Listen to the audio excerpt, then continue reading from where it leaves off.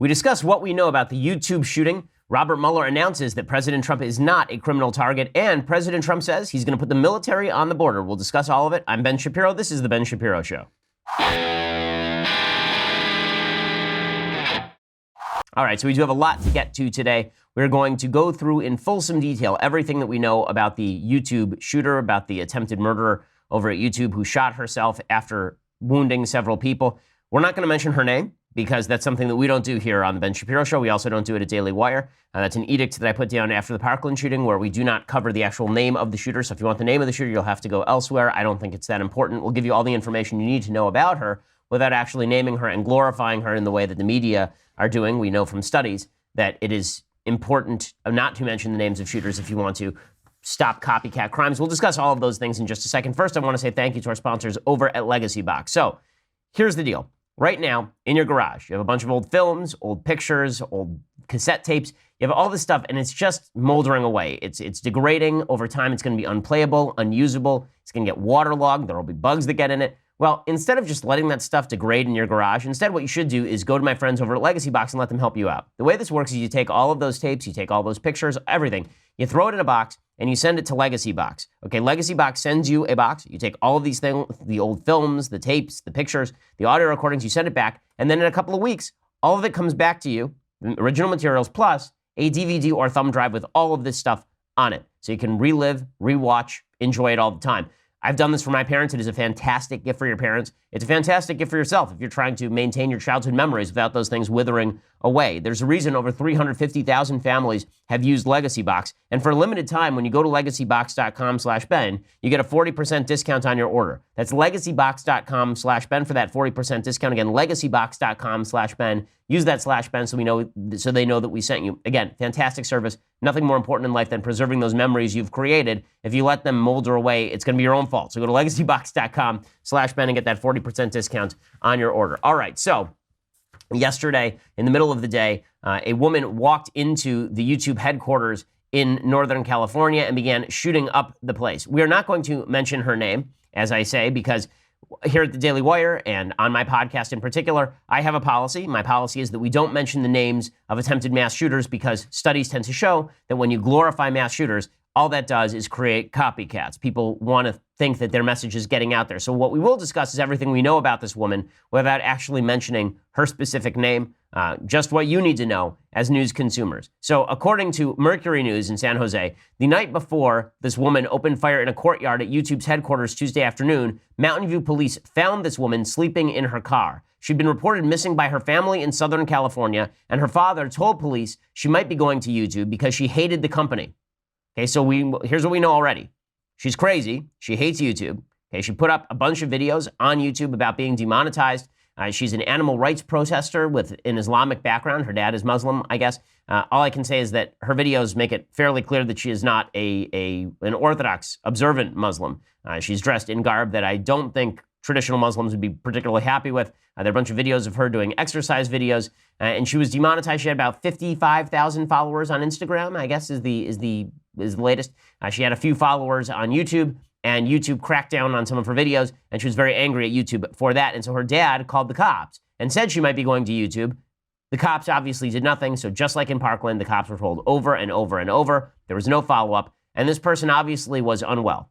Okay, I'm not going to sit here and diagnose this person with anything, but a person who creates these kind of videos, there's a screw loose. Okay, just in conventional terminology, this woman had a screw loose.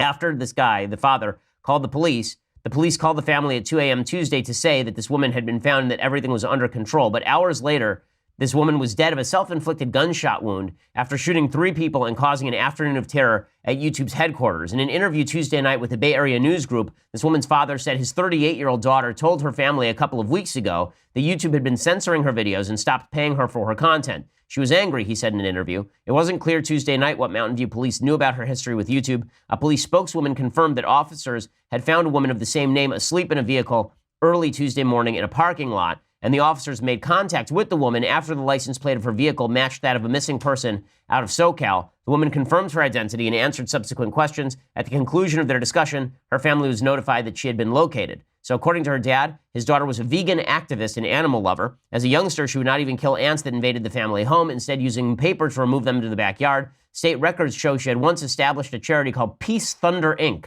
which sounds fantastic, to educate people about animal cruelty, environmental pollution, and other causes. So she's a left-wing activist with an Islamic background, and she was a vegan.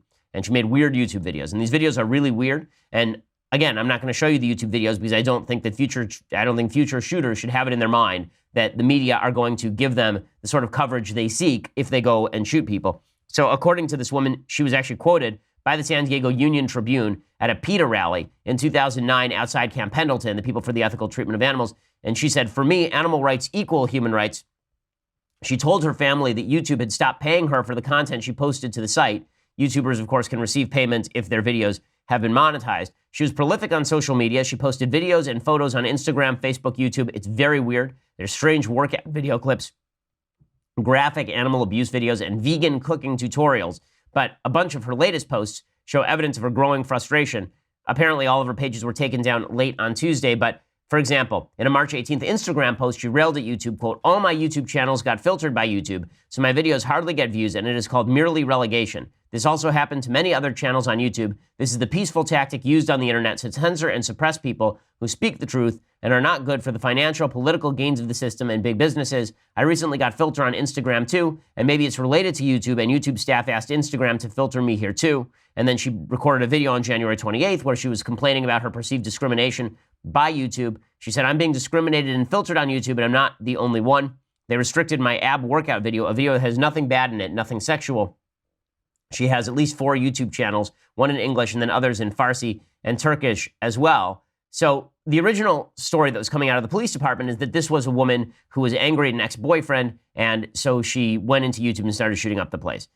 It is now clear, or at least becoming clear, that there's not a lot of evidence for this, that it seems more likely that she had a vendetta against YouTube and she decided to just go and start shooting. The family apparently came to California from Iran in 1996. And apparently, this woman was living with her grandmother, and she was always complaining that YouTube ruined her life. So apparently, nobody knows where she got the gun.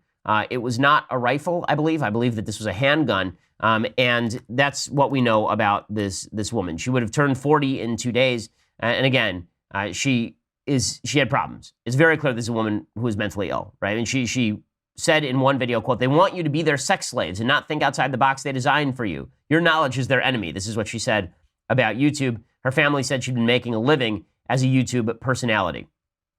So here's what comes out of this. First of all, the entire left, as soon as the shooting went down, said, okay, this obviously means we must have gun control, because when you're a hammer, everything looks like a nail. Every single thing looks like a nail. And in this particular case, the hammer doesn't fit the nail because it's pretty obvious that this woman had serious problems. It's not clear where she got the gun yet. We don't know the answer. Depriving me of a gun would not have deprived this woman of a gun. At least we don't know that a blanket gun confiscation would have done that. This doesn't appear to have been an AR, and so this isn't going to be top-line news for the media for much longer than 24 hours. It would have been top-line news if this had been an NRA activist. It would have been top-line news if this had been a devotee of the Ben Shapiro show. But since this person is a weird person with mental illness and left-wing leanings and a Muslim background, that means that this is not going to be news beyond, the next 5 minutes. The media is going to bury this one. We'll get right back to Parkland, which has a nice narrative that the media can glom onto, ignoring, of course, all the facts about what happened in Parkland, where the FBI ignored warnings and the local police ignored warnings, and then the shooting happened anyway. So look for this shooting to hit the back pages in about 5 seconds flat, again, because it doesn't promote the agenda that folks want it to promote. The entire left decided that they were going to jump immediately on this as it was happening. And this is one of the problems with social media, places like Facebook and YouTube and Twitter, is that people react immediately to all of this stuff as soon as it happens, right? As soon as it happens, people are reacting without reference to reality. So Michael Ian Black is already tweeting he wants to take away all the guns. The comedian is tweeting that he wants to take away everybody's guns. He's coming for our guns. Why? Do we even have the facts? No, we don't have the facts, but the narrative must be purveyed at all costs. And then folks on the right are saying, well, maybe this woman was a religious Muslim. Maybe it's a terrorist attack, based on the initial report that it was a woman in a headscarf who walked in. So nobody actually waits for the facts to come out. It's important to wait for the facts to come out, because if you don't wait for the facts to come out, you screw things up.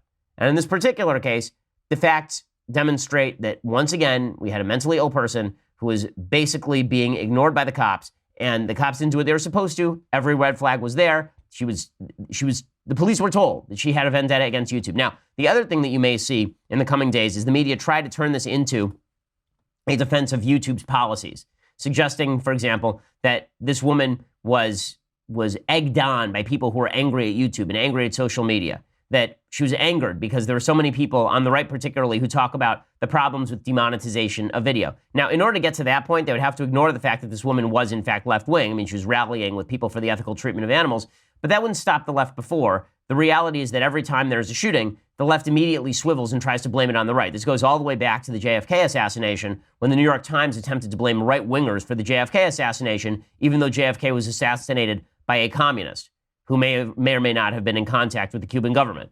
And they tried to blame it on the right. They suggested it was America's collective guilt.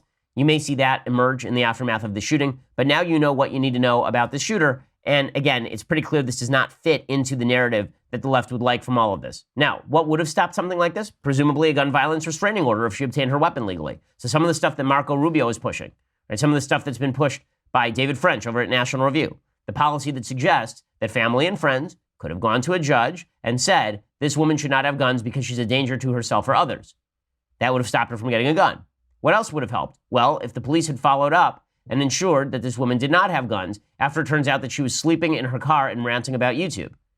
One of the big problems that we have in American society with regard to the treatment of mental illness is we act as though a person who rants crazy things and lives in their car is just exercising normal American freedoms.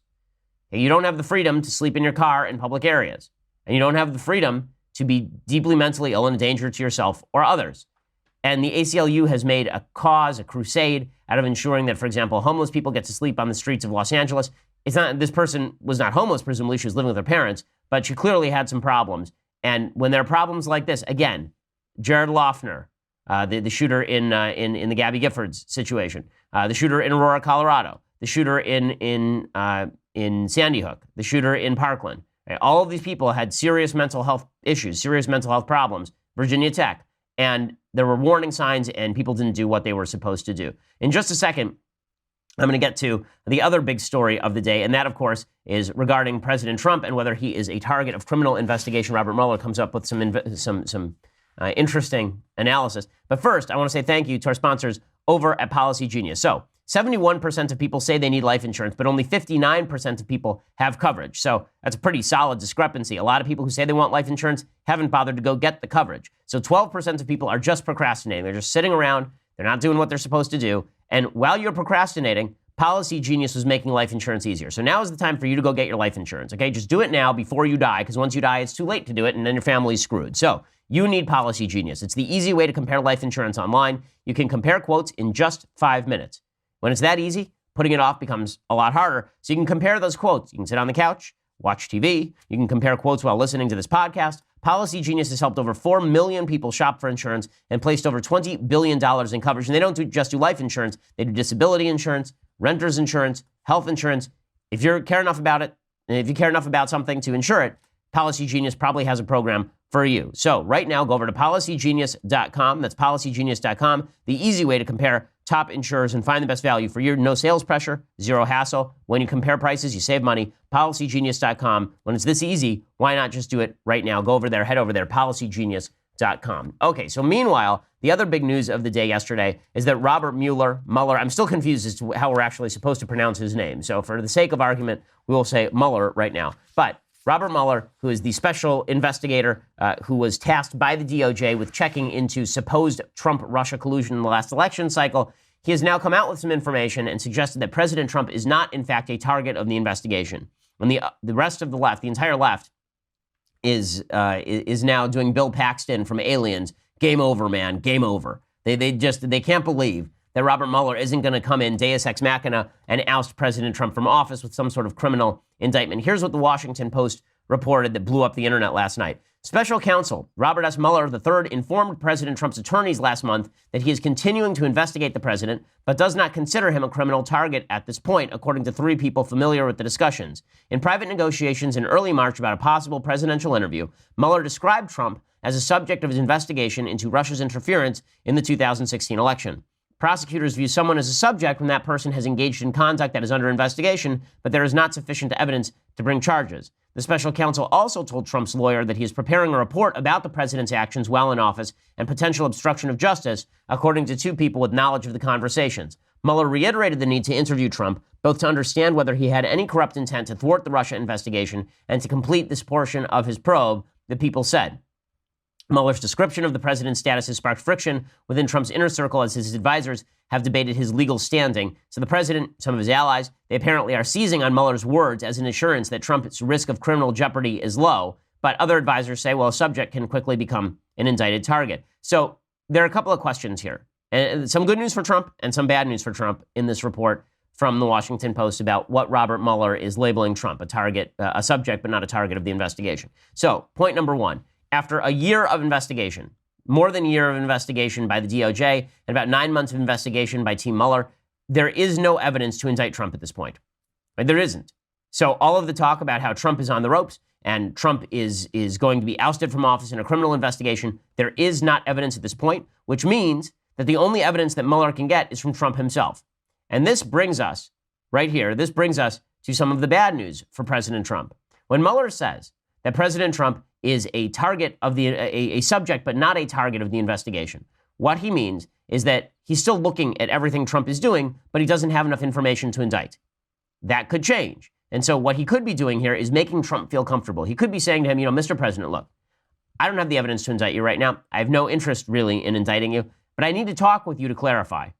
Trump would be a fool to get in a room with Robert Mueller and testify under oath. He would be, or even to talk to the FBI generally, because it's still a crime to lie to the FBI, even if you're not under oath.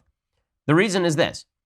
Let's say that right now, one of the things we know is that Mueller is doing two things. One is the possible criminal investigation against Trump for obstruction of justice. Now, as I've discussed on the program before, the case for obstruction against President Trump is particularly weak. It's very difficult for the President of the United States to obstruct justice when he is just firing members of the executive branch. The president has tremendous control over the executive branch, and firing anybody inside the executive branch, it's difficult to claim that there would actually be a solid case against President Trump. So I've done this before, but I'm going to do it again. Let me explain to you what obstruction of justice constitutes under federal law. So under 18 U.S. Code 1503, this is called the Omnibus Clause. Okay, it covers corruptly or by any threatening letter or communication influencing or impeding or endeavoring to influence, obstruct, or impede the due administration of justice. But the clause requires a pending judicial proceeding. There is no pending judicial proceeding right now. If there were a pending judicial proceeding, if, for example, Trump fired James Comey in order to protect Michael Flynn, then that would be one thing. But if he fired James Comey just because he got mad, or if he fired James Comey because he didn't want James Comey investigating him, then that would all be actually perfectly legal under this clause. It's only if there's a pending judicial proceeding and the president interferes with that pending judicial proceeding by firing someone maybe that you could theoretically say that's obstruction. Very difficult to make that case when the president obviously has the right to fire someone like James Comey, the former FBI director, who is underneath his rule, right, under his purview in the executive branch.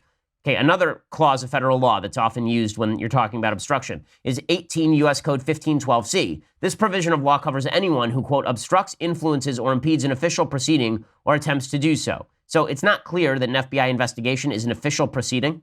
And more than that, you have to prove intent. So you have to prove that President Trump actually intended to obstruct the investigation. He wasn't just pissed at James Comey. I think, realistically speaking, that's exactly why he fired James Comey, the former FBI director. He was angry at him because he went to Comey. He said, why don't you just say I'm not under investigation? And Comey said, I don't want to say that. And Trump said, but I'm not, am I? And Comey said, right, you're not under investigation. Trump said, well, why don't you say that? And Comey said, I don't want to. And Trump fired him. Right? I mean, I think that's how things went down. Final piece of the U.S. Code that deals with obstruction of justice provision. This provision covers destroying evidence related to a federal investigation. It's 18 U.S. Code 1519. There are no accusations at this point that Trump has destroyed evidence of any kind. So, again, very difficult to make a criminal case on obstruction of justice against the president of the United States. However, even if Trump talks to Mueller and then he says something like, yeah, I fired Comey because I didn't like what he was doing with Flynn. Boom. Now you're talking about a possible obstruction of justice charge. Okay, it would be difficult to prove in court. It would be really out of the box for the president of the United States to be actually charged with obstruction of justice. Obstruction of justice was part of the impeachment proceeding, however, against Richard Nixon. And this brings us to the second point with regard to what Mueller is doing. So what Mueller is doing here, right, is he is compiling a report to issue to Congress.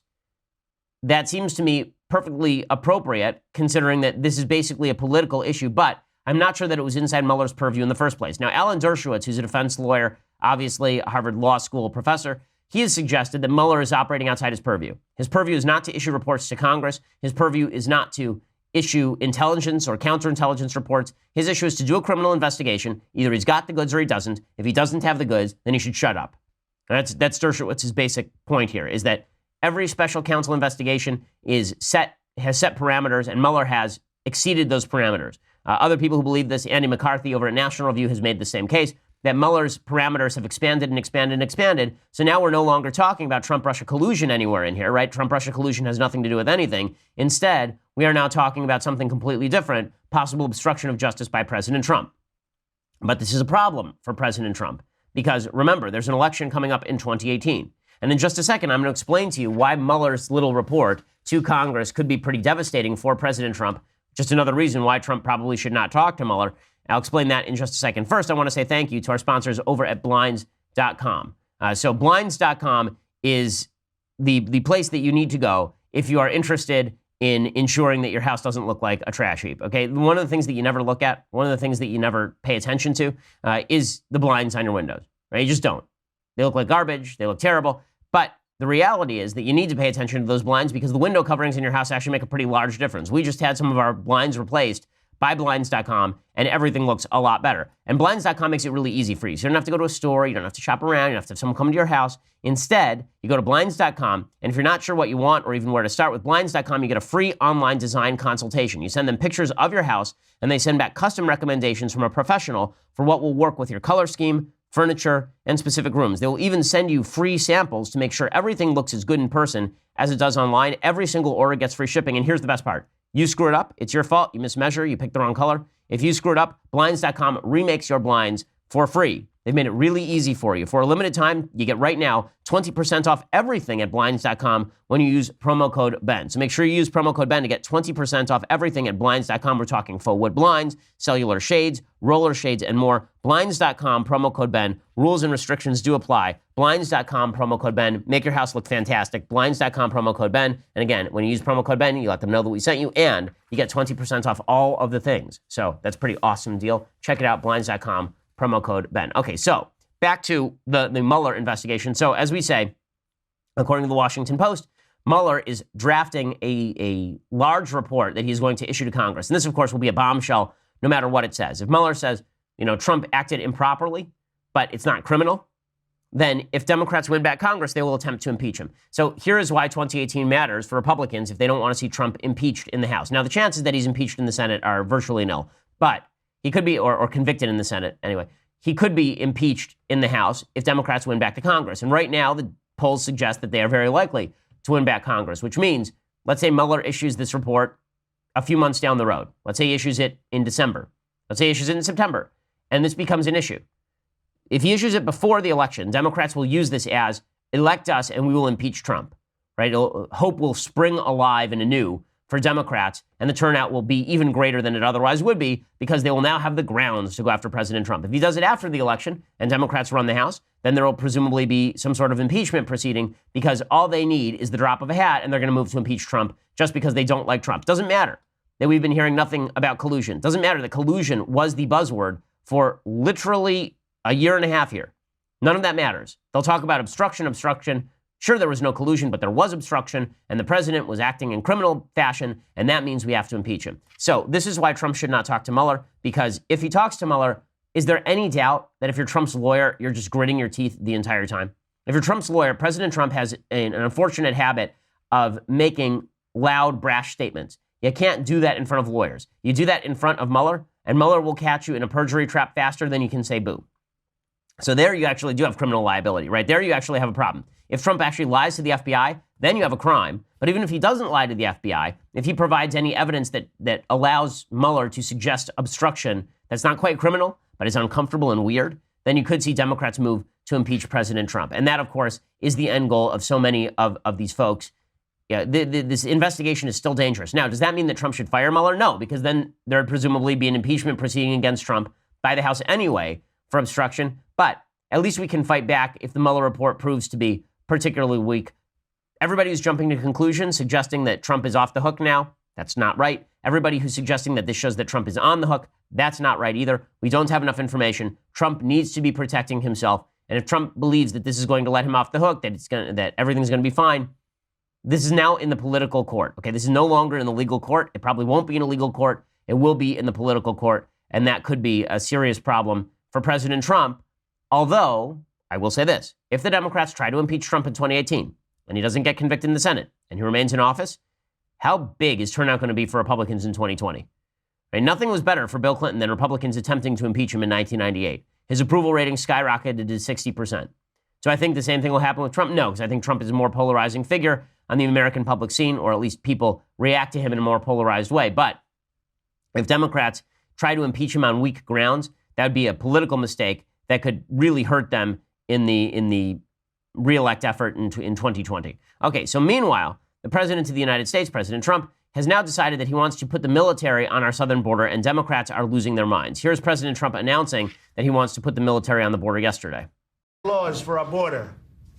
And we are going to be doing some things. I've been speaking with General Mattis. We're going to be doing things militarily. Until we can have a wall and proper security, we're going to be guarding our border with the military. Okay, so the left went nuts over this. So he says, listen, if we don't have proper security, we should be guarding our border with the military. He says we'll use the National Guard for all of this. I think this is a fine move. I have no problem whatsoever with the president putting the National Guard on the border. This is what he was elected to do. He was elected to solidify that border. And it's amazing to me that so many members of the left are truly upset about all of this. What do they think ICE is? ICE is a federal armed force that is on the border. This is just supplementing that federal armed force with members of the National Guard. And right now, there is a serious problem with not just illegal immigration, but flow of drugs and crime across that southern border. Now, even the Mexican ambassador came out yesterday and said that they understand President Trump's concerns, that this isn't completely ridiculous. Important. We certainly understand the concern not only that President Trump has, but people in the United States here have about immigration. Okay, so even the Mexican ambassador, I think, is making some noises that are correct here. The Mexican government has facilitated illegal immigration. This is true. The Mexican government benefits from remittances from people who cross the border illegally into America and then send money back to their family back in Mexico. They have an interest in those sort of cross-border monetary transfers that have been happening into Mexico. And that's why Mexico is not anti-illegal immigration, even though they are anti-illegal immigration into Mexico. But there's a deeper question at issue here. First of all, I just want to point this out. The reality is that illegal immigration does carry with it serious risks, not just in terms of crime, but also in terms of the heroin epidemic. There's a great book called Dreamland by Sam Quinones. I've recommended it on the show before in the things that I like. And one of the things that the book talks about is the fact that the heroin epidemic that's been taking place has largely been pushed by black tar heroin traffickers out of a small town called Jalisco in the state of Nayarit in Mexico, who they take drugs, they look for new markets, and they've set up an entire distribution system all throughout the United States.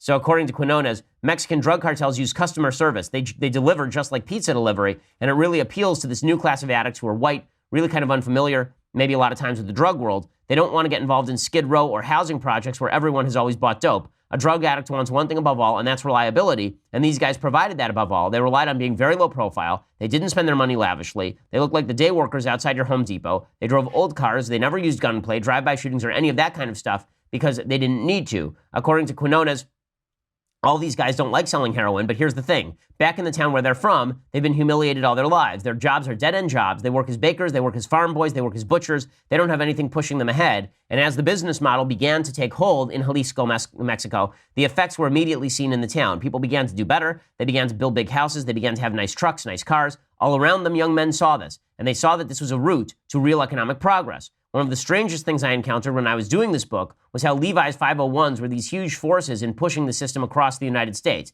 They're these very well-made, very expensive jeans, and the system was a system for turning cheap heroin into stacks of Levi 501s because dealers noticed that addicts they were selling to were fantastic shoplifters. So, I mean, there's a whole system here. The book is really phenomenal and really, I think, a must-read. They talk about the fact that this entire Mexican drug cartel invaded the United States, and when people are about to be arrested and deported, those people are deported back to the United States. They just send people right across the border, new people right across the border. Trump is not wrong to use the military on the border in order to secure that border. But in a second, I'm going to explain to you something amazing, and that is why the left is so all-fired enamored, really enamored, with the idea of keeping the border open. And I have a couple of clips to show you and clips to talk about on that. But first, I want to say thank you to our sponsors over at Chappaquiddick. So as I say, If they had not sponsored Chappaquiddick to be on the program, I would still be talking about Chappaquiddick. That's how good the movie is. It is a must-watch. You should go see Chappaquiddick. It is coming out on April 6th. So just 2 days from now, you can see it. I've already seen the film. The film is tremendous. Not only is it well acted, not only is it beautifully shot, not only is it beautifully written, but it really tells a story about one of the worst crime covers-up in the history of the United States. That is Ted Kennedy leaving Mary Jo Kopechne to drown in about 6 feet of water. She actually died suffocating in an air bubble at the top of the car. So it wasn't that he left her and she was already drowned. She was alive in the car when he left her. And then he went home, he went to sleep, he woke up the next morning, and only the next morning did he call the cops, by which point she had suffocated to death in the air bubble at the top of the car. All he had to do was walk about 50 feet to a phone, make a call to the police, and Mary Jo Kopechne would be alive today. And if he had, by the way, Ted Kennedy probably would be president. He would have been president. But Ted Kennedy did not do that. The movie is fascinating in so many ways, not just because it paints a really realistic picture of what happened at Chappaquiddick, but also because it took 50 years to even get this on the screen, which is an incredible thing. Again, imagine the top Republican candidate, top Republican contender, somebody like a George W. Bush figure who left a woman who died at the bottom of a river and then was excused with 2 months of probation, right? And 2 months served was the time served, right? He didn't serve a day in jail for any of this. Imagine how quickly that movie would be made by Hollywood. It went for 50 years without a Hollywood movie being made about this, but now that movie is out. And if you're a conservative and you care about the culture and you care about film, you need to go see the movie because you must support films that actually tell the truth, even if they're 50 years late. Go check it out. I'm amazed that it was made. It's really phenomenal. And it does paint a well-rounded, I think, nuanced picture of Teddy Kennedy at the time and the Kennedy family, which was replete with scumbags and liars. So go check that out. Chappaquiddick this weekend. Okay, so I have a lot more to say about the U.S. military being used to guard the U.S.-Mexico border, but first you're going to have to go over to Daily Wire. So for $9.99 a month, you get the rest of the Daily Wire shows. You get the rest of my show live, the rest of Klavan's show live, the rest of Michael Knowles' show live. You get all of those things. And then you also get to be part of the conversation. So our next episode of the conversation is coming up next Tuesday, April 10th, 5:30 p.m. Eastern, 2:30 p.m. Pacific. It's with my good friend Andrew Klavan and my other good friend Elisha Krause. She hosts it, and you ask your questions, and Andrew answers them for a full hour. It's free for everybody to watch at YouTube or at Facebook, but only subscribers can ask the question. So if you want to ask a question, subscribe, log into our website at dailywire.com, and head over to the conversation page to watch the live stream. And after that, just start typing into the Daily Wire chat box, and I'll answer questions, well, Drew will, as they come in for an entire hour. Once again, subscribe to get your questions answered. Also subscribe because on Friday we do our mailbag, and then you can get your questions answered by me, the greatest question answerer of the modern era. You can ask a question directly to moi if you subscribe right now. Get that annual subscription instead of the monthly for $99 a year. It's cheaper, and you also get the Tumblr, the Leftist Here's Hot or Cold Tumblr that so many Louder with Crowder subscribers are jealous of. So check that out over at dailywire.com. Get the subscription. It always helps us make the show possible, hire all of our hirelings to do slave labor at near slave wages. So check that out. Please get the subscription. We appreciate it. We are the largest, fastest growing conservative podcast in the nation.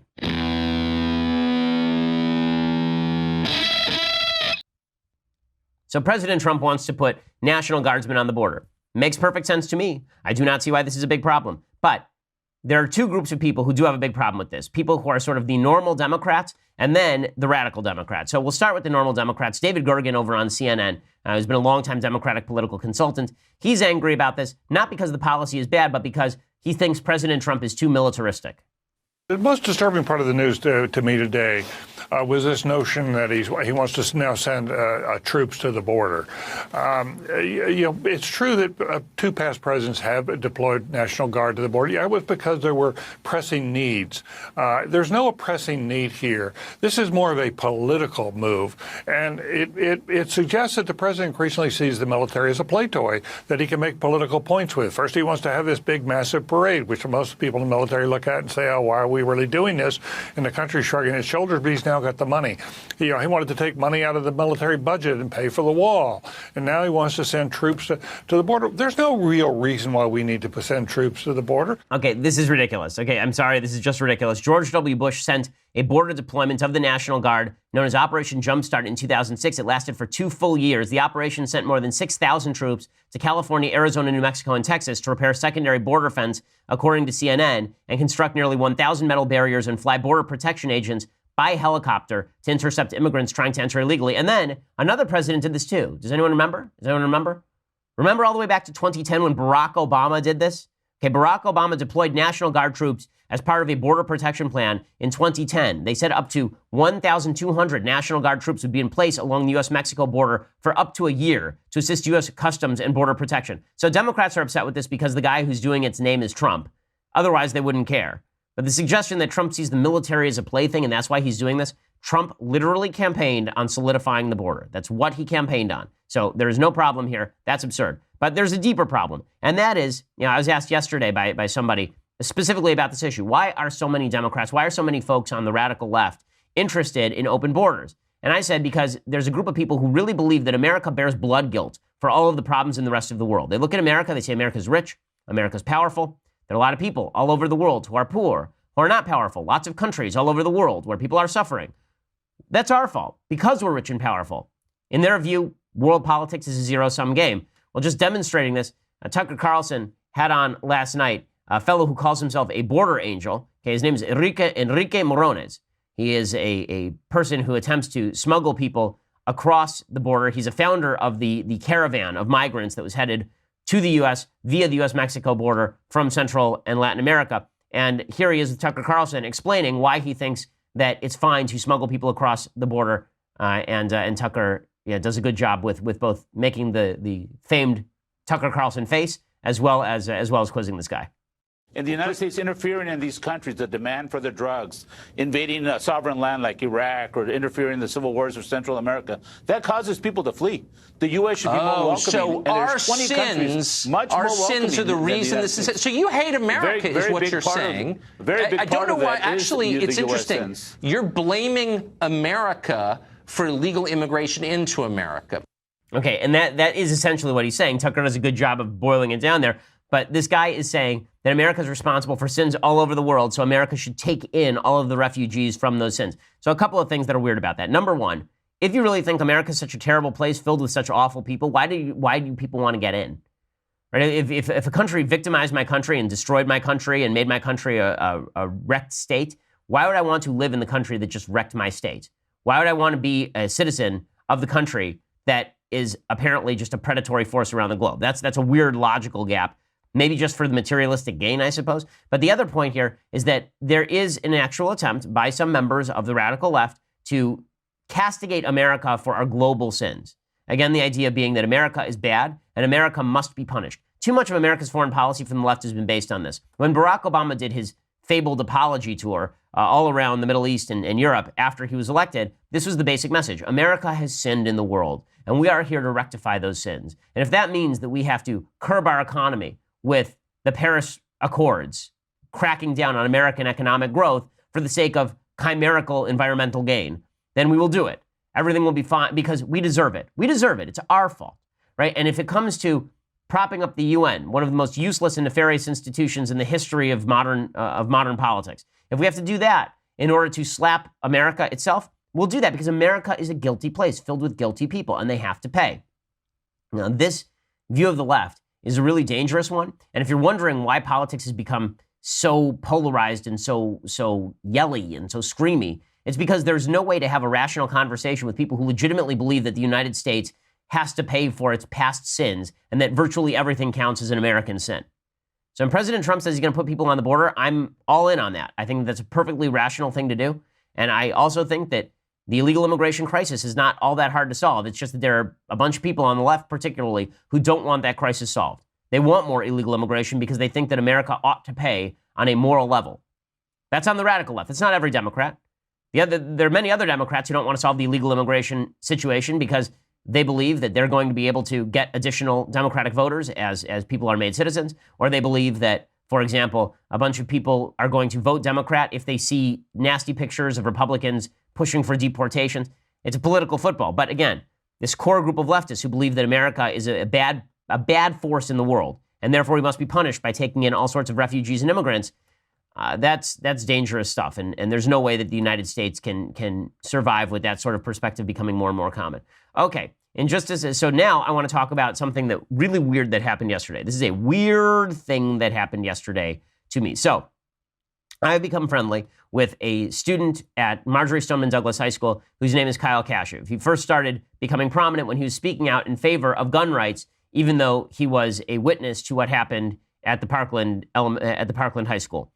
And the entire left basically ignored him. And so I pointed out to the media that they should stop ignoring survivors who disagreed with them. And so he started getting booked a little bit more. And one of the things that has happened in the past couple of days is that there are a bunch of people on the left who have attacked him. And the reason this is relevant is because, of course, there was this massive boycott launched against Laura Ingraham by the left, suggesting that she had been mean to another Parkland survivor named David Hogg. David Hogg, of course, had been the kid who'd gone on TV and suggested that everyone who disagreed with him was basically a murderer with blood on their hands taking NRA blood money. And Laura Ingraham said that he was whiny about his college admissions, an ill-advised comment, and then there was a boycott against her. Well, Kyle was attacked in much more nefarious fashion by the left, and no one seems to be commenting on this other than to say that the guy who did it is kind of crazy. So the guy who did it is a guy named Kurt Eichenwald.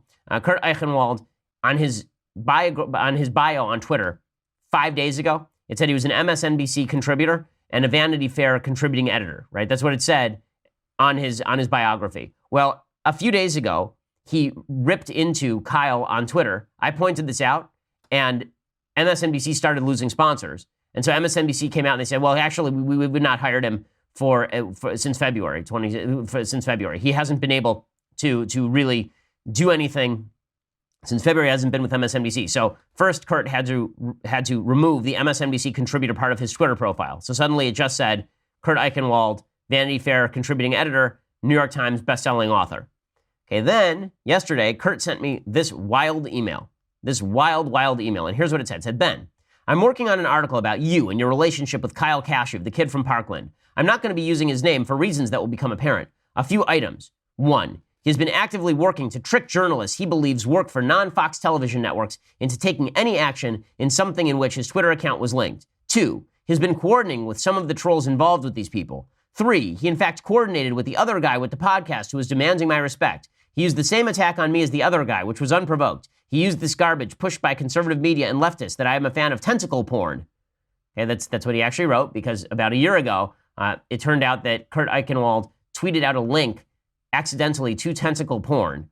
I think that was the story. Or he tweeted out a picture of himself, and in the background of his computer was a picture of tentacle porn, something like that. And then he said that he was just using it for research purposes, or he wanted to show his kids.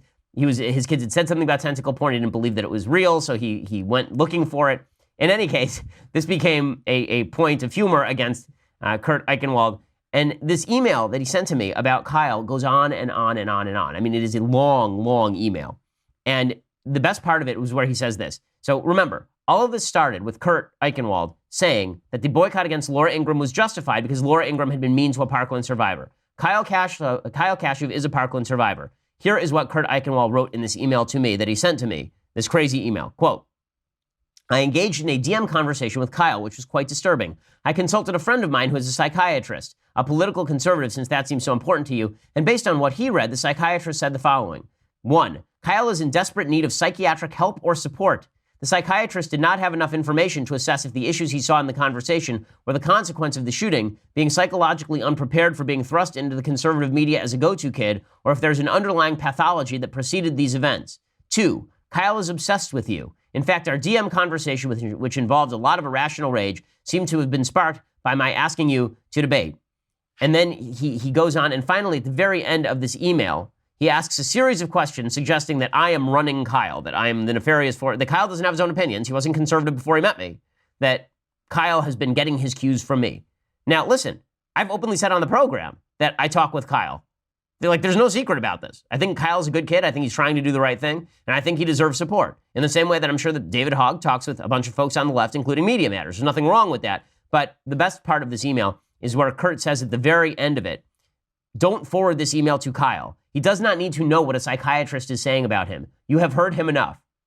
So this guy, who purported to be a Vanity Fair contributing editor, he sends me an email accusing Kyle Kashuv, a Parkland survivor, of being psychologically deficient, right, to having a psychiatric problem, and then says at the end of the email that I am harming him and I shouldn't forward the email. So naturally, I did what any rational person would do when you receive a crazy email like this. I immediately posted it on Twitter, the entire text of it. And Vanity Fair responded by sending out a notice that Kurt Eichenwald no longer works for Vanity Fair, that he hasn't worked for Vanity Fair for several years. So Kurt's Twitter biography shrunk yet again, and now he was no longer an MSNBC contributor or a Vanity Fair contributing editor. he actually emailed, I believe it was Brian Stelter at CNN, claiming that no, he was still a Vanity Fair contributing editor. And Vanity Fair was like, no, you're not. And you haven't written for us since 2014. So all of this is to say, listen, I don't want to pick on a guy when he's down, kick a guy when he's down. But all of this is to say that there are people on the left who do attack Parkland survivors. And the blowback on them does not extend to their venues. It doesn't really extend to their outlets. It's been largely ignored, right? Joan Walsh, as we played yesterday, said some nasty things about Kyle Kashuv. There's been no boycott effort against CNN. When the left wants to boycott something, they're doing it for political purposes. The right usually is better than that and usually doesn't engage in these kind of boycotts unless it is a reverse boycott, like they're boycotting Chick-fil-A, and we say, okay, we'll all go shop at Chick-fil-A just to show that we're not going to allow you to boycott institutions we like out of business.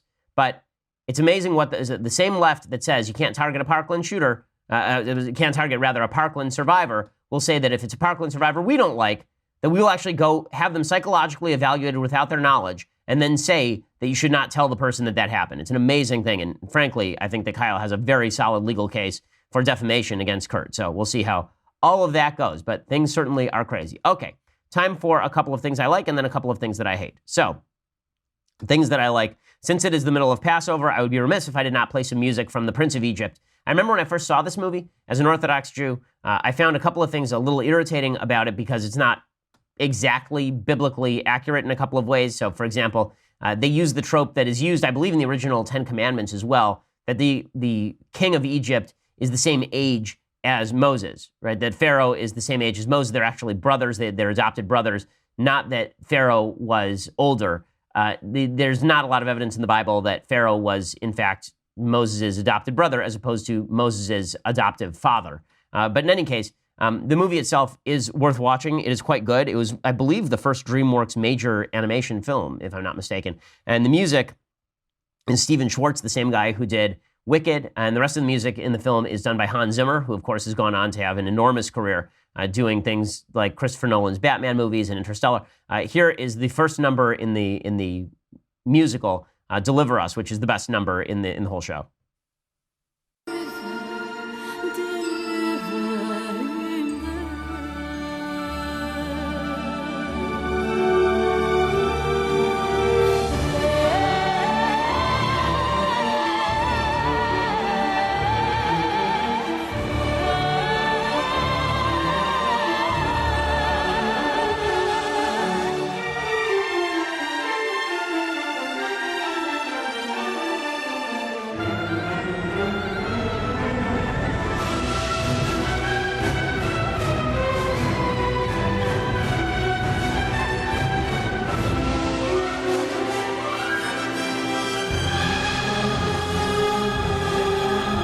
Alrighty, so go check it out. It's really a great number, and The Prince of Egypt is well worth watching. Okay, time for a very quick thing that I hate. So, Steven Spielberg says it is time for a woman to play Indiana Jones. Ugh.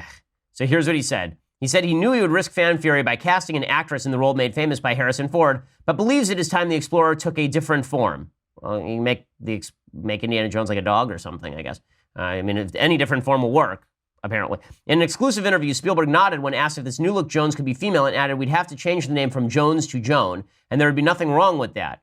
He's been a vocal champion of the Times Up campaign for gender equality in the movie industry.